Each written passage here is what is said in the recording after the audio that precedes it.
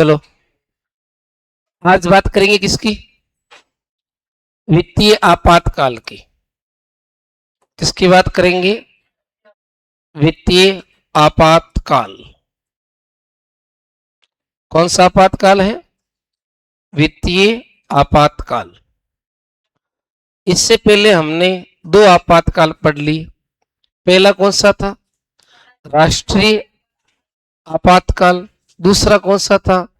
राष्ट्रपति शासन। और तीसरा कौन सा है? वित्तीय आपातकाल।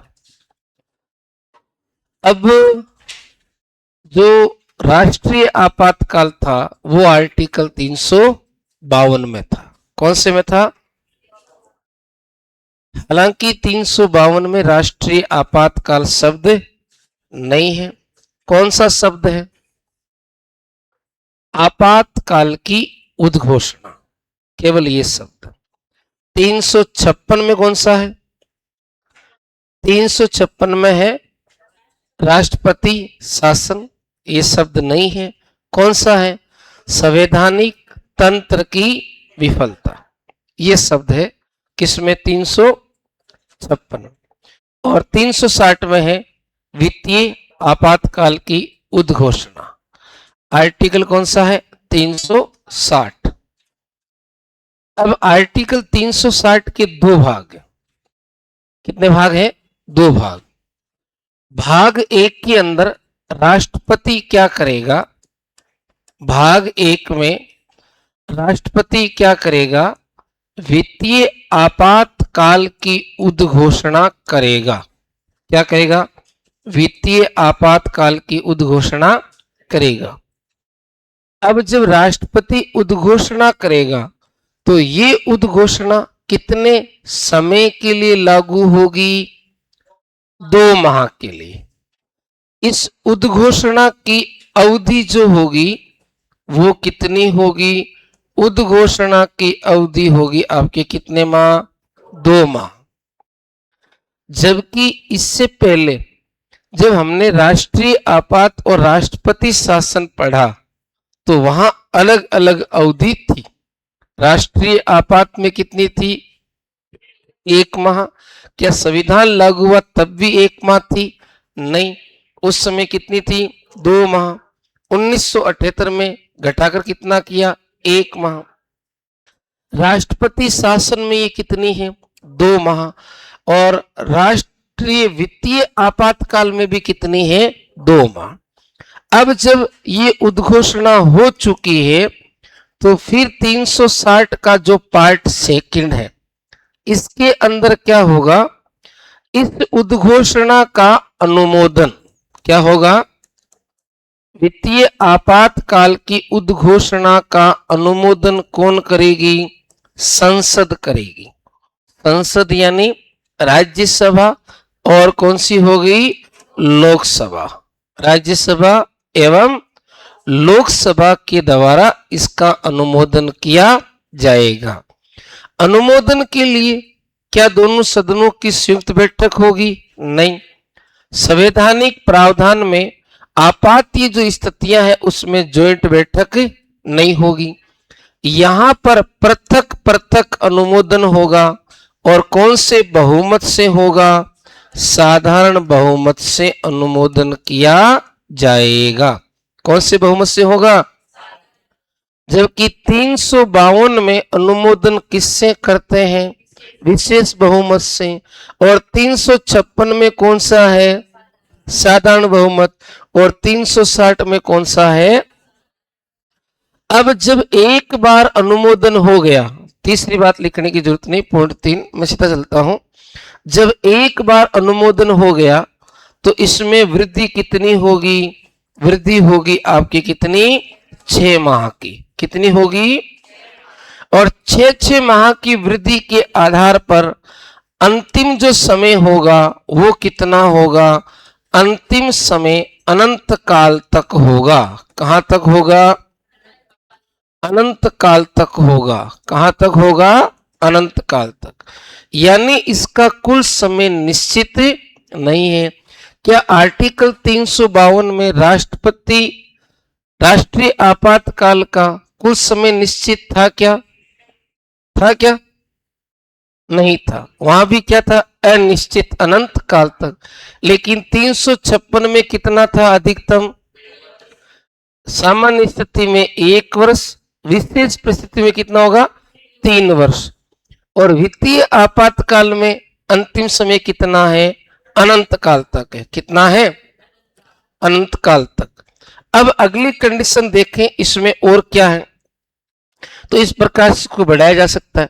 अब यहां पर विधायिका पर क्या असर पड़ेगा? तो विधायिका पर इसका सीधा कोई वित्तीय आपातकाल का असर नहीं पड़ेगा। इसका किस पर पड़ेगा? इसका वित्त पर पड़ेगा। किस पर पड़ेगा? वित्तीय जो स्थितियां हैं उस पर इसका प्रभाव पड़ेगा। जैसे पहला कहां? पहला, कोई राज्य है। भारत क्या है? राज्यों का संघ है। भारत में कितने राज्य हैं? 28 राज्य और 8 केंद्र शासित प्रदेश है। दूसरी श्रेणी के राज्य भारत में कितने? 8। प्रथम श्रेणी कितने हैं? 28। अब ये जो राज्य हैं, इन राज्यों का आपके जो वित्तीय विधान है, जो राज्यों का वित्तीय विधान है, या जैसे कोई विधेयक है राज्य का, कौन सा विधेयक है? वित्त विधेयक है। और वो वित्त विधेयक राज्य की कौन पारित करेगी? विधानमंडल। कौन पारित करेगी? राज्य की विधानमंडल ने कोई वित्त विधेयक पारित कर दिया तो क्या वो लागू हो जाएगा? नहीं होगा।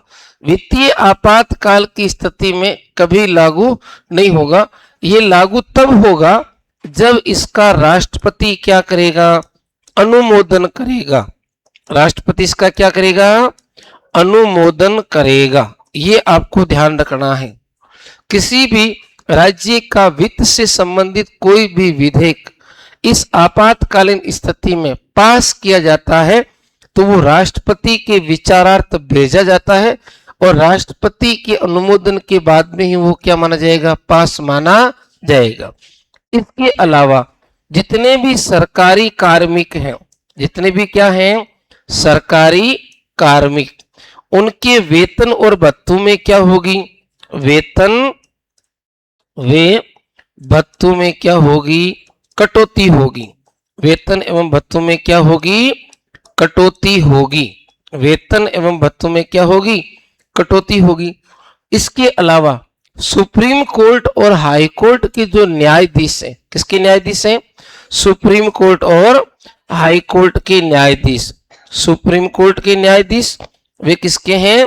हाई कोर्ट के न्यायाधीश। इन सभी न्यायाधीशों के वेतन में भी क्या की जा सकती है? कटौती की जा सकती है, कमी की जा सकती है। तो मुख्य प्रभाव किस पर पड़ता है? वेतन पर पड़ता है। फिर राज्य विधानमंडल को ये प्रभावित करता है, संसद को इतना ज्यादा इफेक्ट नहीं डालेगा। मौलिक अधिकार से इसका कोई ज्यादा संबंध नहीं है। तो लिखें वित्तीय आपातकाल 360, अनुच्छेद 360।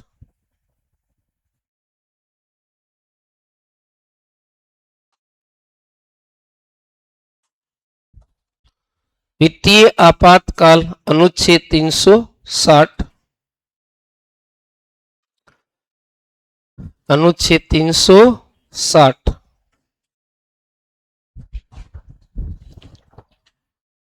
कौन सा है? 360। पहली लाइन लिखो, उद्घोषणाकर्ता डेस्क करके लिख दो राष्ट्रपति।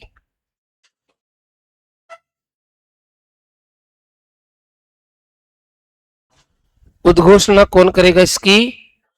राष्ट्रपति करेगा।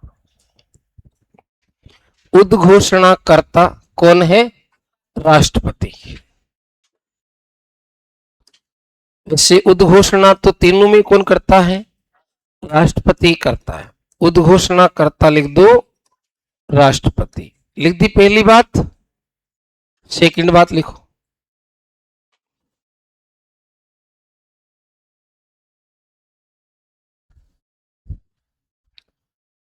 हाँ, अगर ये वापस लेना है तो संसद की किसी की अनुमति की जरूरत नहीं है।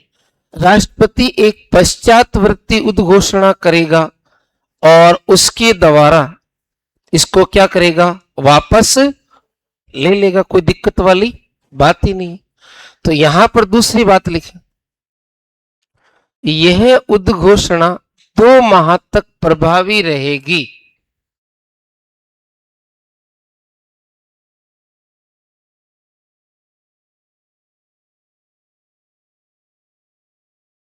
यह उद्घोषणा 2 माह तक प्रभावी रहेगी।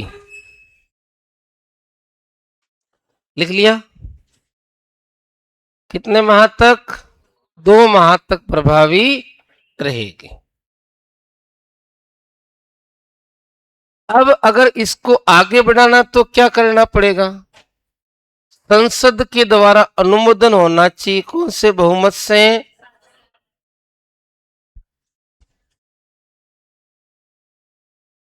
इसे निरंतर जारी रखने हेतु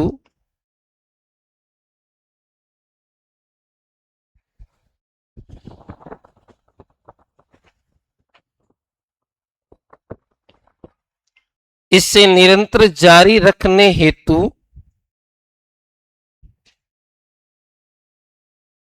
संसद के साधारण बहुमत से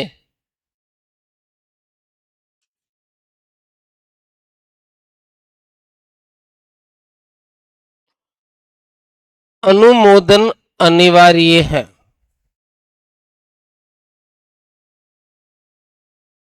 साधारण बहुमत किसका? संसद का। संसद मतलब लोकसभा और राज्यसभा। सदन के जो कुल सदस्य हैं उनकी संख्या का कितना प्रतिशत? 50% से थोड़ा ज्यादा। वो क्या कहलाएगा? जो उपस्थित और मतदान कर रहे हैं उनका 50% से ज्यादा क्या कहलाएगा? साधारण बहुमत कहलाएगा। हाँ, क्या लिखा लास्ट में? अनिवार्य है। अनुमोदन के बाद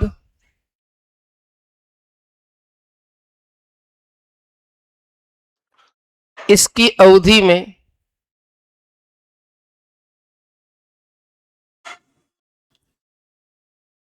अनुमोदन के बाद इसकी अवधि में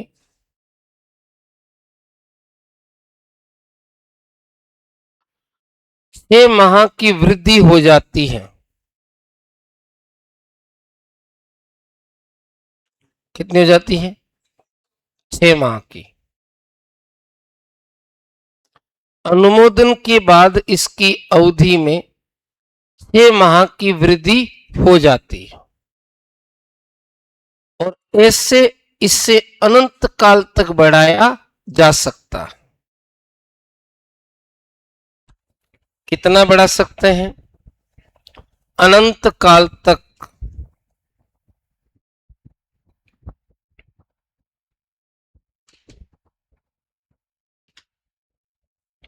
इससे बढ़ा सकते हैं।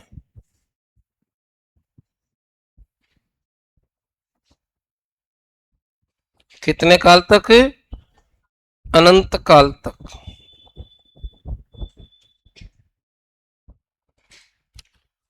तो उद्घोषणा का अनुमोदन कितने माह में जरूरी है? 2 माह में। और 2 माह में संसद ने अनुमोदन कर दिया तो समय में एक बार में कितनी वृद्धि हो जाएगी? अब यहां लोकसभा और विधानसभा का कार्यकाल बढ़ाने का कोई संबंध नहीं है। उसका संबंध किसमें है? राष्ट्रीय आपातकाल में है। किसमें है? राष्ट्रीय आपातकाल के अंदर। सारी बातें आ गई यहां जो हमने चर्चा की है। अब लिख दो विशेष तथ्य। विशेष तथ्य कौन कौन सी बात यहां ज्यादा महत्वपूर्ण है?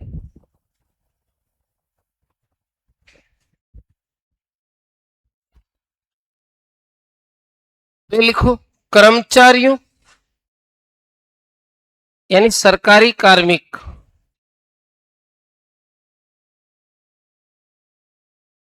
के वेतन व भत्तों में क्या है? कटौती है।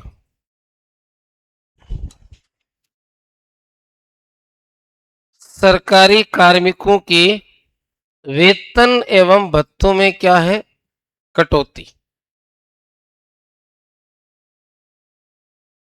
जो वेतन दिया जा रहा है उसमें कमी कर सकते हैं। जैसे कोविड आया था, आपको पता हो, तो कोविड के समय एक, हालांकि वित्तीय आपातकाल नहीं था, फिर भी जो है ऐसी स्थितियां बन गई कि आर्थिक दृष्टि से थोड़ी हमारी इकोनॉमिक स्थिति जो है राष्ट्र की कुछ डगमगाने लगी। तो सरकार ने पहले से ही अपने सभी कर्मचारियों के वेतन में क्या की, कटौती की गई। या जो कोविड पीड़ित हैं उनकी सहायता के लिए उनके वेतन में क्या की गई, कमी की गई थी। सरकारी कार्मिकों के वेतन व भत्तों में क्या होगी, कटौती। फिर लिखें, सुप्रीम कोर्ट और हाई कोर्ट की, सुप्रीम कोर्ट और हाई कोर्ट के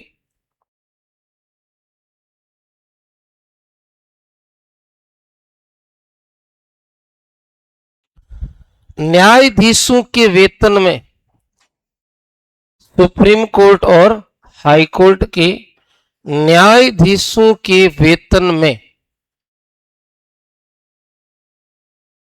कटौती या कमी करना, कटौती या कमी करना, ये भी की जा सकती है। और अंतिम जो इसका महत्वपूर्ण प्रभाव पड़ेगा, किसी राज्य विधानमंडल के द्वारा कोई धन विधेयक या वित्त विधेयक पारित किया जाता है तो वो किसके लिए आरक्षित किया जा सकता है, राष्ट्रपति के लिए आरक्षित किया जा सकता है। क्योंकि राज्यपाल के पास किसी विधेयक पर 4 स्थितियां होती हैं। कितनी होती है, किसी विधेयक को स्वीकृति देना, किसी विधेयक को अस्वीकृति देना, किसी विधेयक को पुनर्विचार के लिए लौटाना और किसी विधेयक को राष्ट्रपति के लिए आरक्षित कर देना। अब राष्ट्रपति के लिए आरक्षित किया है तो राष्ट्रपति उससे पारित करेगा या वापस लौटाएगा या उसमें संशोधन की बात कहेगा, ये राष्ट्रपति पर डिपेंड करता है। अब ऐसी बात नहीं है कि मान लो राष्ट्रपति ने वापस लौटा दिया विधानमंडल के पास और जिन संशोधन की बात की थी विधानमंडल ने संशोधन भी कर दी, फिर राज्यपाल के मार्फत राष्ट्रपति के पास पुनः भेजा गया, तो इस बार भी राष्ट्रपति अनुमति देगा, ये जरूरी नहीं है। तो लिख दीजिए, किसी धन या वित्त विधेयक को, किसी धन या वित्त विधेयक को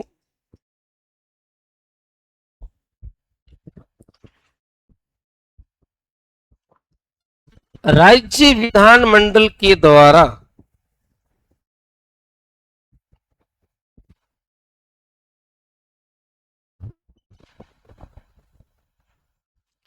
राज्य विधानमंडल के द्वारा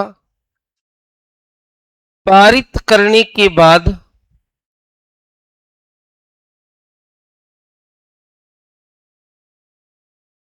राष्ट्रपति के लिए आरक्षित करना,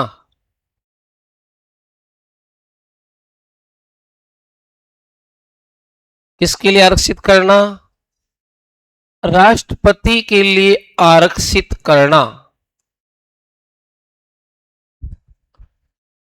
अब हेडिंग डाल दीजिए विशेष।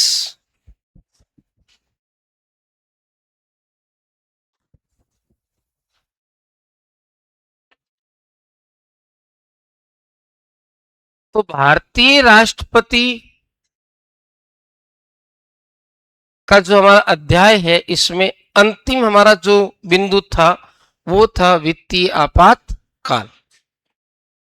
अब इसमें हम भारत के अब तक जितने राष्ट्रपति बने हैं उन सभी से संबंधित जो परीक्षा के लिए उपयोगी बातें हैं उन पर हम चर्चा करेंगे। उससे पहले विशेष में 2 बिंदु पर चर्चा करेंगे। पहला बिंदु ये होगा अपना कि भारत रत्न से सम्मानित, भारत रत्न से सम्मानित जो राष्ट्रपति हैं वो कौन कौन से हैं, एक तो हम इस पर चर्चा करेंगे।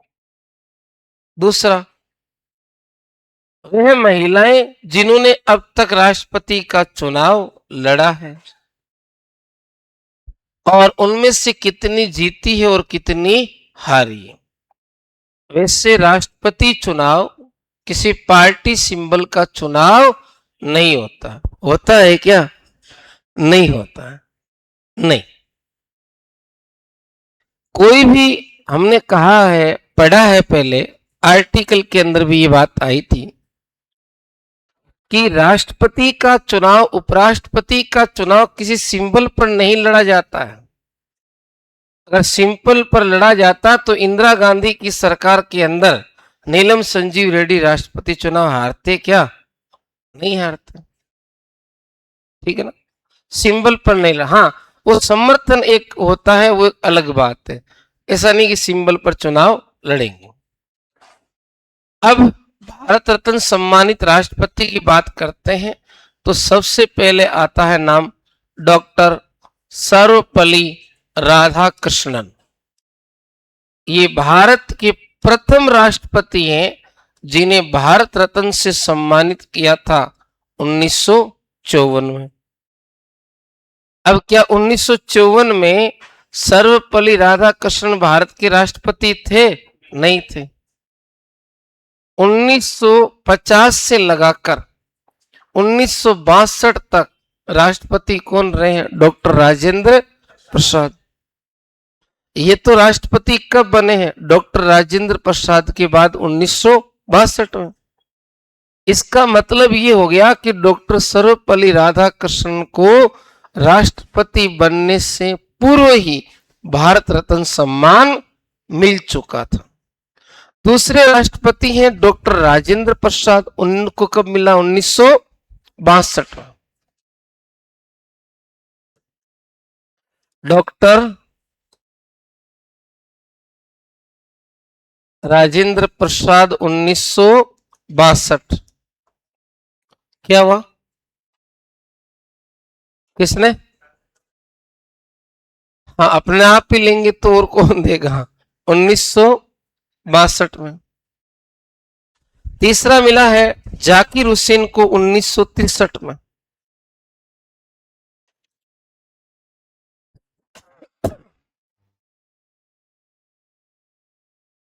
कौन है?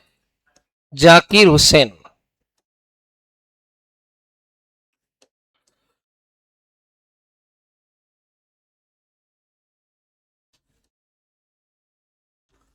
जाकिर हुसैन पद पर रहते हुए मरने वाले प्रथम राष्ट्रपति हैं और सबसे कम शासन काल है राष्ट्रपति के रूप में इनका, ये ध्यान रखना। ठीक है, इनको मिला 1963 में। वीवी गिरी को 1975 में मिला है। किसको मिला है? वीवी वीवी गिरी। वीवी गिरी को कब मिला है? 1975 में। और पांचवें हैं आपके अब्दुल कलाम आजाद, इनको मिला है 1997 के अंदर भारत रत्न मिला है। एपीजे एपीजे अब्दुल कलाम, इनको मिला है 1997 में। और सबसे लास्ट में अभी तक किस राष्ट्रपति को प्राप्त हो चुका है? प्रणब मुखर्जी। कहां से आते थे ये? बंगाल से। प्रणब मुखर्जी को, इनको मिला है आपके 2019 के अंदर। कब मिला है? 2019 में। लिख लिया सभी ने? लिख रहे हो क्या? जल्दी लिखो देखें।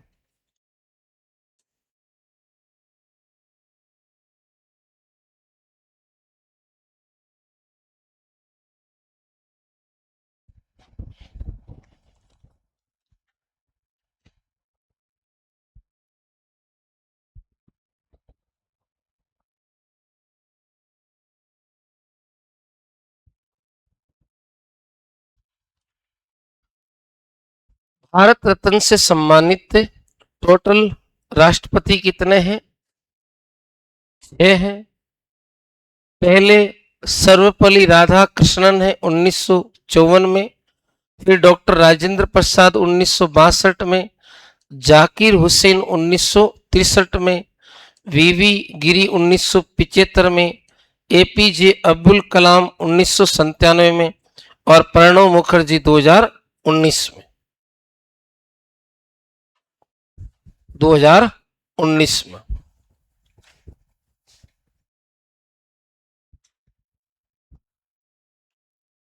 साइड में ही हो ना, थोड़ा उधर किस करता हूं ना, ये लो जी, ठीक है। मेरी समस्या थी, आप समाधान हो गया।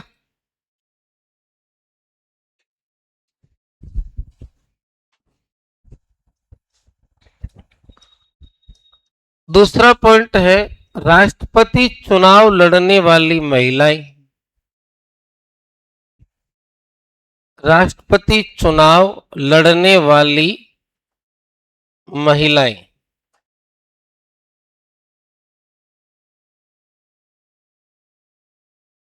लड़ने वाली महिलाएं।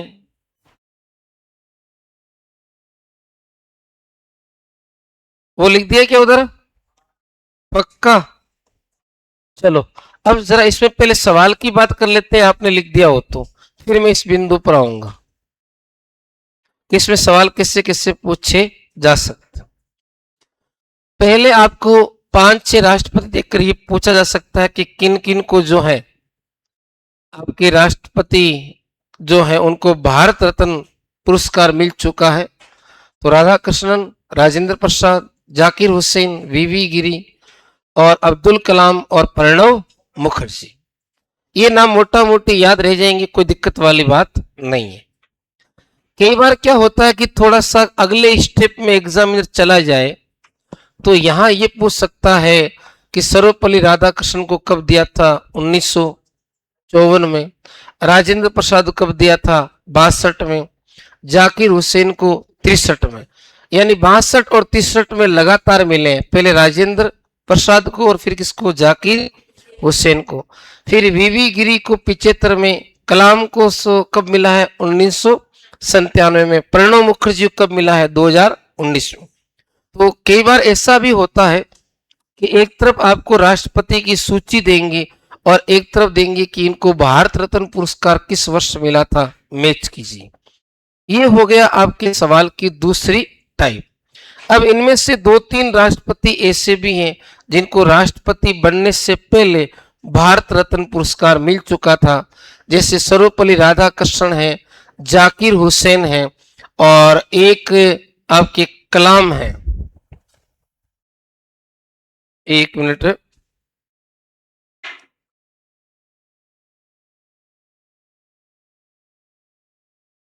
जाकिर हुसैन साहब जो है ये 67 में बने थे, इनको पहले मिल चुका है।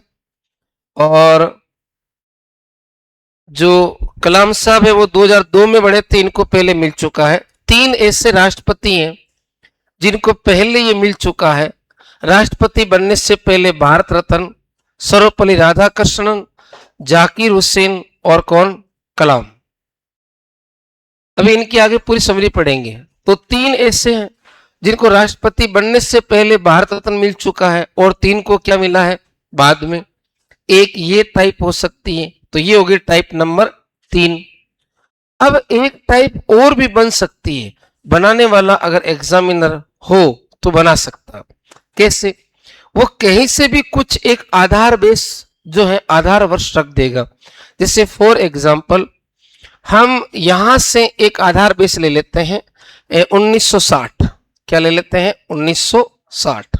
अब यहां से उसने एक सिंपल सा सवाल बनाया कि भारत की जो संवैधानिक इतिहास के अंदर 1960 के दशक के बाद जो व्यक्ति राष्ट्रपति चुने गए हैं उनमें से कितने व्यक्तियों को भारत रत्न पुरस्कार से सम्मानित किया गया है। अब 1960 के बाद में किनको मिला है? राजेंद्र प्रसाद को, जाकिर हुसैन को, वीवी गिरी को, अब्दुल कलाम को और किसको मिला है? प्रणब मुखर्जी को मिला है। इन 5 व्यक्तियों को मिला है। कब मिला है? किसके बाद मिला? 1960 के बाद। हो सकता है आपको ये पूछ ले 1970 के बाद किनको मिला है, ये भी हो सकता है 1960 से 1990 के बीच में कितने व्यक्तियों को मिला है। तो अगर आपको ये डेटेज याद है तो यहां से सवाल आप निकाल सकते हो, क्योंकि पूछने वाला जो होता है ना वो बहुत चालाक होता है, किसी भी प्रकार से सवाल को घुमा सकता है। जैसे अभी सेकंड ग्रेड के अंदर एक सवाल पूछा गया था, महाराणा प्रताप से रिलेटेड था, ठीक है। उसमें पूछा गया था 1977 से 80 तक अकबर ने प्रताप के विरुद्ध कितने सैन्य अभियान भेजे थे। तो 1977 से 80 के बीच में अकबर के एक सेनापति ने 3 बार अटैक किया था महाराणा प्रताप के राज्य के ऊपर, वो थे शाहबाज खान। 77 में किया था, 78 में किया था और 79 में किया था। फिर 80 के बाद कौन गया था? 80 के बाद में गया था अब्दुल रहीम खान का ना, सबसे लास्ट में कौन जाएगा? जगन्नाथ। तो उसने एक रेशियो बना लिया था। तो इसी प्रकार के सवाल आपको यहां से भी पुटअप किए जा सकते हैं। अब हम बात करते हैं कि राष्ट्रपति चुनाव लड़ने वाली महिलाएं कौन कौन सी हैं। तो जो पहली महिला थी उसका नाम था आपके मनोहर होलकर, जिसने 1967 में राष्ट्रपति का चुनाव लड़ा था। कौन थी वो? मनोहर होलकर। कौन थी वो?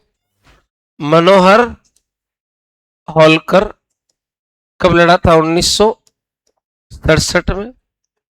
दूसरी जो महिला है वो है फूल चरण कौर, 1969 में। फूल चरण कौर। इनकी तारीख भले ही आप नहीं भी याद रखेंगे तो कोई दिक्कत वाली बात नहीं, नाम याद रखना। पहली कौन है? मनोहर होलकर है। दूसरी कौन सी है? फूल चरण कौर है। फूल वैसे मनोहर ही होता है, लक्ष्मी जी को चढ़ाते ही है। तीसरी है लक्ष्मी सहगल। कौन है? लक्ष्मी सहगल। इन्होंने चुनाव लड़ा था 2002 में। कब लड़ा था? 2002 में। और उसके बाद में नाम आता है प्रतिभा पाटिल, 2007। प्रतिभा देवी सिंह पाटिल। प्रतिभा पाटिल, आप प्रतिभा देवी सिंह पाटिल लिख दीजिए, पाटिल। और ये महिला राष्ट्रपति बनने वाली भारत की प्रथम विभूति है और राजस्थान से भी प्रथम राज्यपाल हैं जो क्या बनी है? राष्ट्रपति। हालांकि प्रतिभा पाटिल से पहले राजस्थान से जो चुनाव लड़ा था राष्ट्रपति का वो थे बाबू शाह, भैरू सिंह शेखावत, जो उपराष्ट्रपति रहे भारत के एकमात्र राजस्थानी, लेकिन वो चुनाव हार गए थे। तो उसके बाद में कौन बनी? प्रतिभा देवी सिंह पाटिल। फिर मीरा कुमार 2017 में। किसने चुनाव लड़ा था? मीरा कुमार ने। मीरा कुमार 2017। और अभी लेटेस्ट में कौन है? द्रौपदी मुर्मू। और इन्होंने चुनाव लड़ा था 2022 में। कब लड़ा था? 2022 में। तो कितनी महिलाओं ने चुनाव लड़ा अभी तक? 6 महिलाओं ने चुनाव लड़ा है। और राष्ट्रपति कितनी बनी है? 2 बनी है, प्रतिभा पाटिल और द्रौपदी मुर्मू। द्रौपदी मुर्मू का संबंध किससे है? झारखंड से है और संथाल जनजाति से बिलोंग करती है। कौन सी जनजाति से? संथाल।